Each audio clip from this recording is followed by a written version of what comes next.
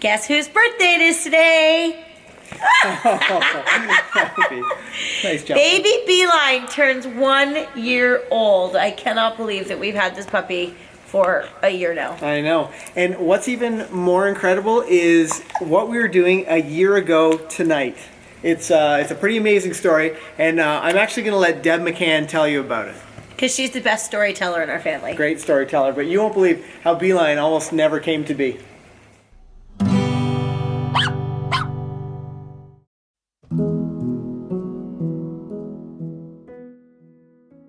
Well, I'm just going to talk about my dog Purple, who I absolutely adore.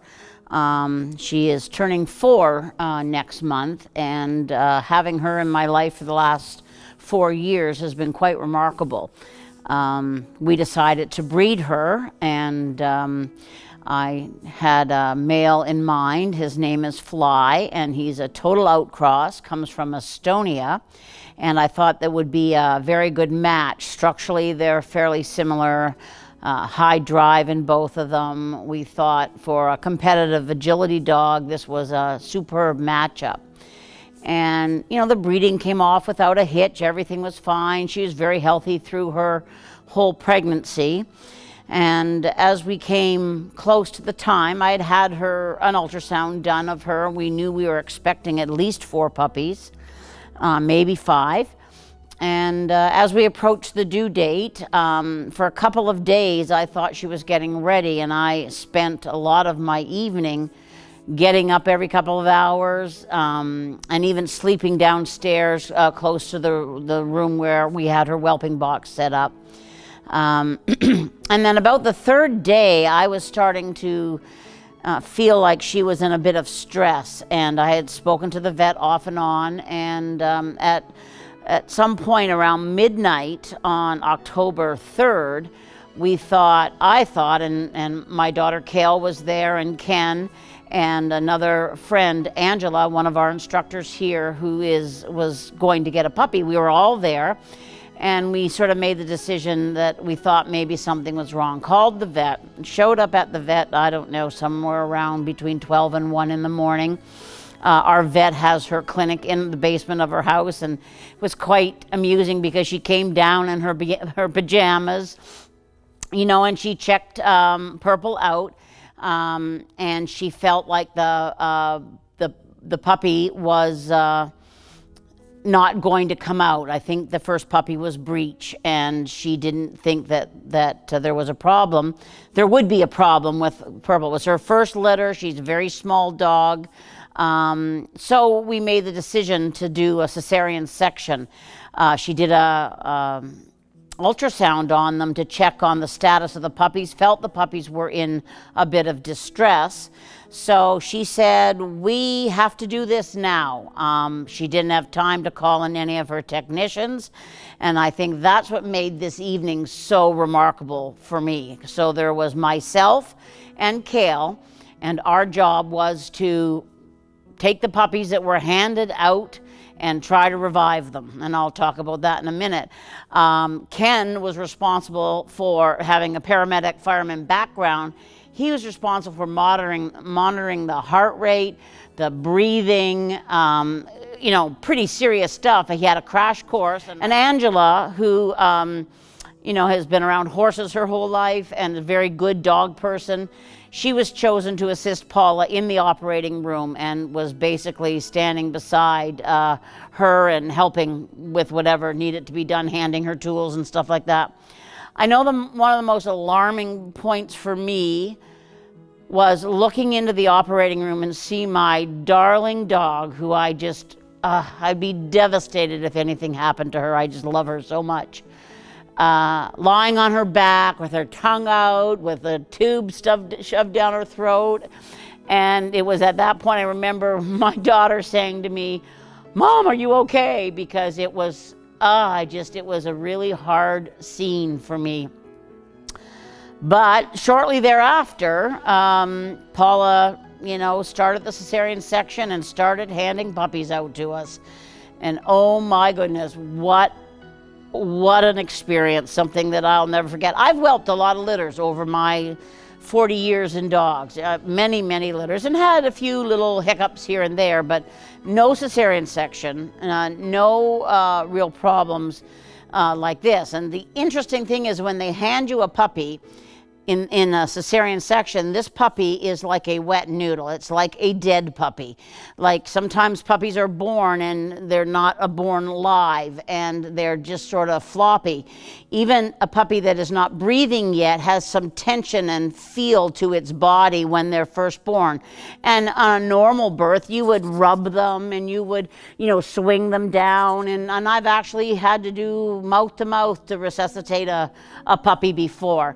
But this was nothing like I had experienced. It was the puppy in your hand just didn't feel alive. And Paula just kept saying, rub those puppies. And we would rub them and we'd blow in them and we'd rub them and swing them. And every puppy was really, really hard to resuscitate. But the two of us got the hang of it. And Paula had given... maybe you did, Ken did, gave them a little drop of something to help them get going. And then one by one, the puppies came out and we resuscitated them, got them going and put them in a little laundry hamper with a heating pad. And, it went pretty good. There were a few scary moments. And then we were expecting 4, maybe 5 puppies. So when Dr. Paula got Purple opened up, there was a lot more puppies. There was, I think, 5 puppies in one of the horns and 2 puppies on the other, one normal-sized puppy and one gargantuous puppy that filled up the horn. And that was number 7 to come out. And he was big and he was resistant, I'll tell you. It was quite an emotional, upsetting. Kale and I passed this puppy back and forth, trying to get him to breathe. And we sort of had given up. And Kale had leaned down on the counter. The puppy was in her hands. She was just tears streaming down her face.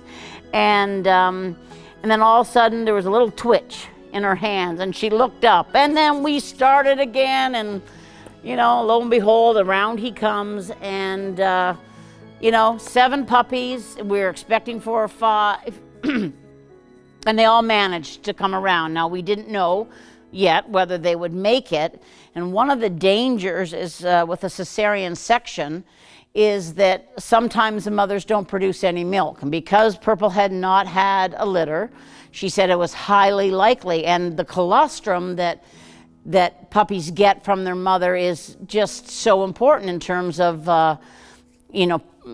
giving the antibodies that they need to help fight off infection and germs and stuff like that.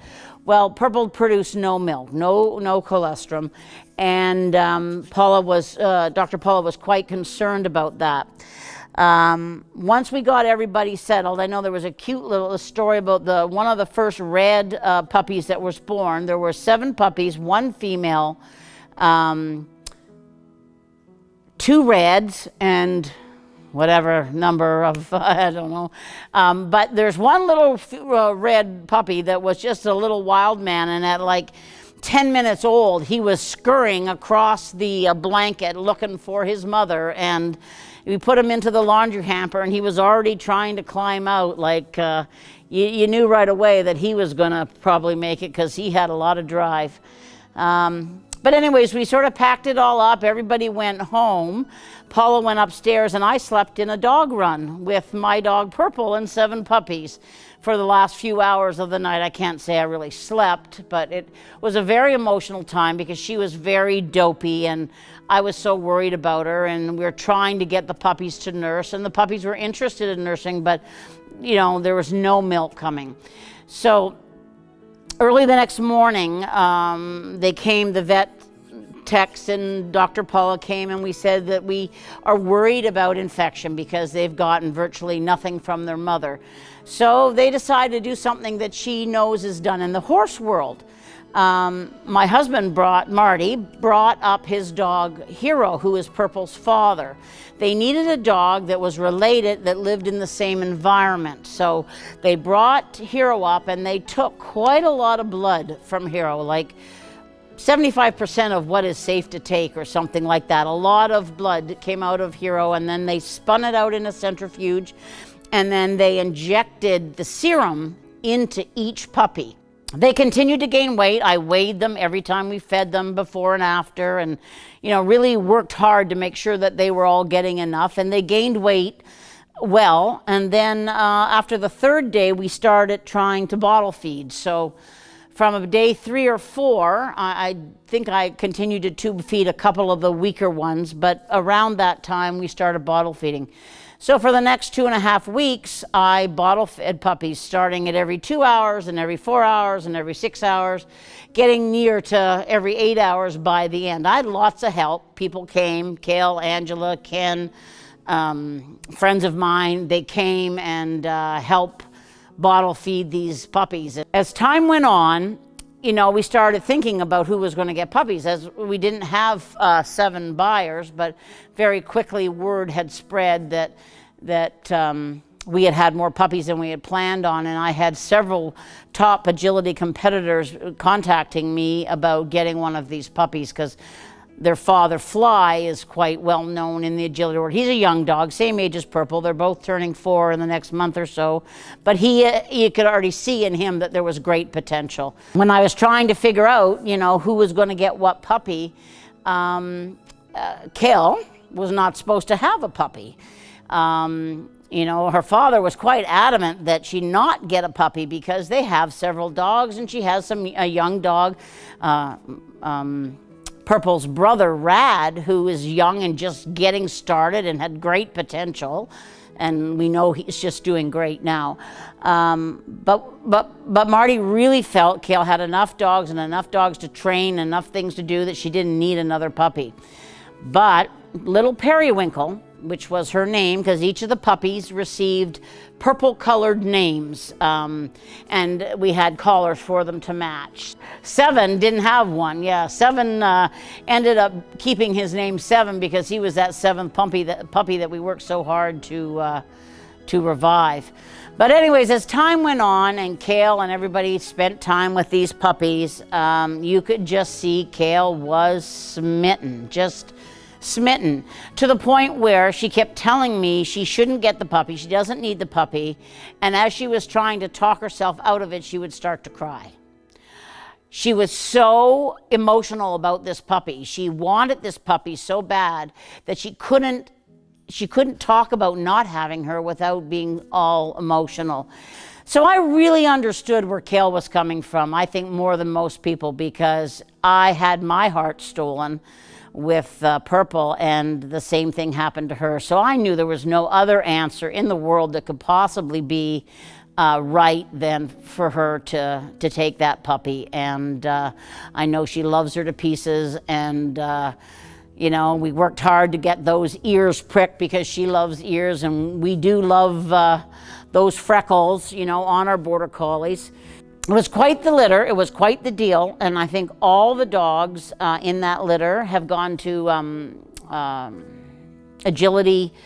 competitive agility homes, and the dogs that I see around here are all doing great. And we have one that went out west, 2 that went out east, 1 that went to Quebec, and they're all regularly sending me pictures and updates, and they're all pretty keen to get going in the agility world. So we'll see how it turns out, but I think they'll all be pretty great dogs. I feel really lucky because I get to see Bee's 2 brothers on a regular basis, as they belong to very good friends of mine that teach her and take classes here. And then I also get to see a lot of the other puppies on Facebook all the time. Yeah. The other thing is, it's really amazing that how sometimes things just fall into your lap, like the stars just align. And I know Deb talked really quickly about Kale really wasn't in, thinking about getting a dog, but she ended up with this amazing little puppy. Yeah, we have a lot of dogs, that's for sure, but they all play a special role. And Bee's been fun because although she's sort of my dog, she's very much your dog as well. I think Bee sometimes has a hard time deciding who she's going to love more, and then we turn it into a game to see who she loves more in the moment. Which is me. And I win all the time. Either way, we love her, and we have a lot of really fun years ahead, I think. Yeah. So and to finalize, happy birthday, Beeline. Happy birthday, little Bee. If this is your first time with us, make sure you hit that subscribe button. We publish new videos every Monday, Wednesday, and Friday to help you do something awesome with your dog. On that note, we'll say goodnight and happy training.